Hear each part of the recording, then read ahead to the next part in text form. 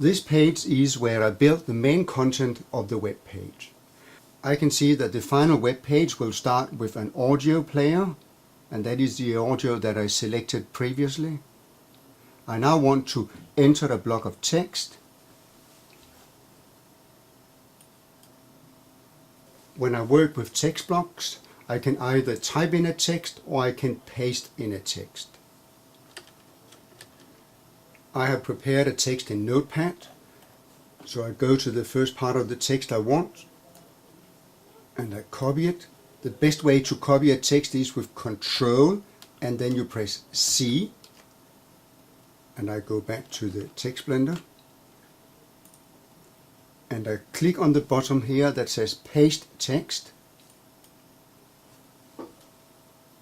If you paste in text from Microsoft Word, you might experience that the text begins with a lot of rubbish like font type, Times New Roman, etc., etc.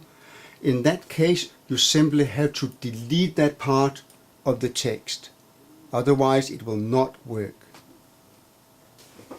If I want the first line in my text to become a bold headline in the final web page, I have to put in an asterisk.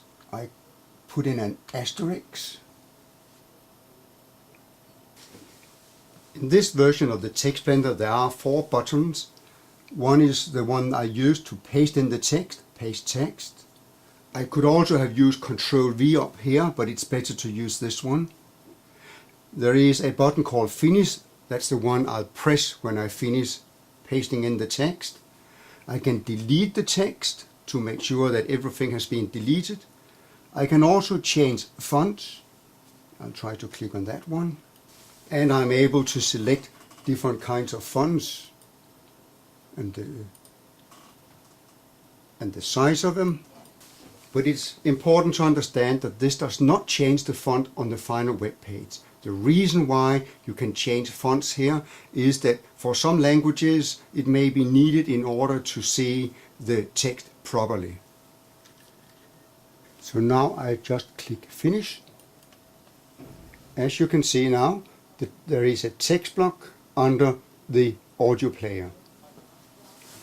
I can also add media to my page by clicking the Add Media. It gives me 2 options. I can insert graphics or photos, or I can insert a video, and if video is chosen it will be a YouTube video. I'll show you that. So if I wanted a YouTube video to play in the web page, I would have to type in the embed information, that's the one that can be found down there, paste it in there and click OK. But this time I want to put in a photo, so I click Cancel. I therefore click Add Media again, select Graphics. I can now choose the graphics I want, so I search for it.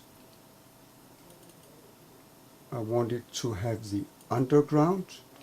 I click OK.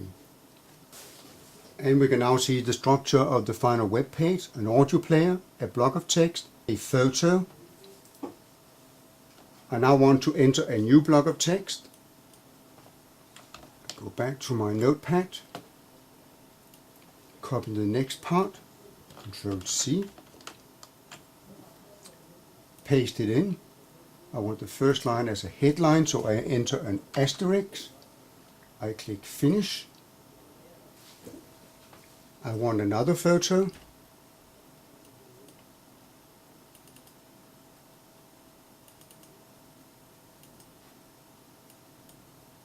I'll put in one more text block.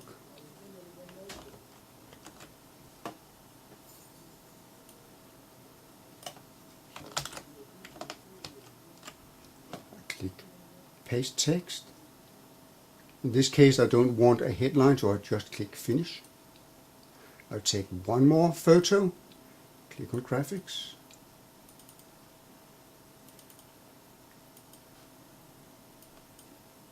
I'll take one more text block.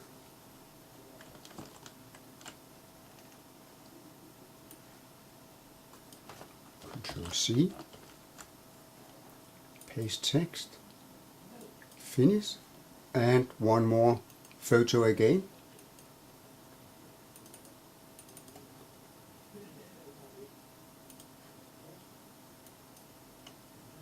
and a final block of text.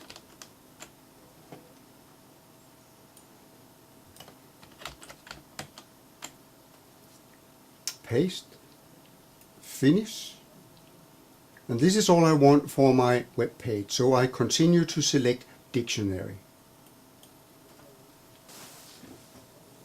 To select the dictionary, I choose the language of the text. The text was in English, so I click on the line called English, and here that is where I select which dictionary language to link to, from English to, and I just try to select English, so it would look it up in a monolingual dictionary, but the end user can actually change the language. So finally I can click on a summary to see everything that I have selected. This version of TextBlender gives me a summary of all the selections, like the headline, if there is an audio player to start with, the instructions to the end user, the size of the different text blocks, what the next button will link to, and the different copyright notices at the bottom. Should I want to change something, I can for instance go back to main content. I can there click on one of the text blocks. If I have found that there is an error, edit it and click finish. You can click on export to export the final web page from any of the areas in the TextBlender. So let's click on export. It is now recommended to save your work, because that will enable you later on at another point in time to restart the TextBlender with all your settings and all your entries there, and you can go in and make changes. So that is what I'll do now. I've prepared an empty directory in the root that I call 00 demonstration. So I just save it there. And now for the web page. And I want to save the web page in the same directory. Call it Fred. And click enter. It now tells me that the file is ready to open. I also get an option again to save the changes. If I do this now, that will override the original TextBlender file, so I will say no. Copy the audio file and the photos that I use, and I click on the Fred HTML. Because this is a local file, I have to permit it to run the active content, to allow block content. Yes. An overview and brief history of the tube. It's old. End of story. Okay. No. You can now click on a word. Let's click on a word treat and look it up in an English to English dictionary, which is the one that I selected. If an end user is not satisfied with the selection of dictionary from English to English, the target language can be changed. For instance, if I want it in Danish, and I then click go, and the word is then looked up in an English to Danish dictionary. Should I want to make changes, I can go back to my TextBlender, to the main content for instance. I can change the first text, delete it, finish, and then export the web page again. Export web page. Give it the same name. Yep. To see the change, I need to refresh the web page. Refresh. An overview and brief history of the tube. And the first part of the text has now disappeared. You can learn more about the TextBlender and how to put the files online in the real internet by going to the web page called www.languages.dk. Click on the tools area, and from there you can watch the different videos that shows how to do so. Enjoy.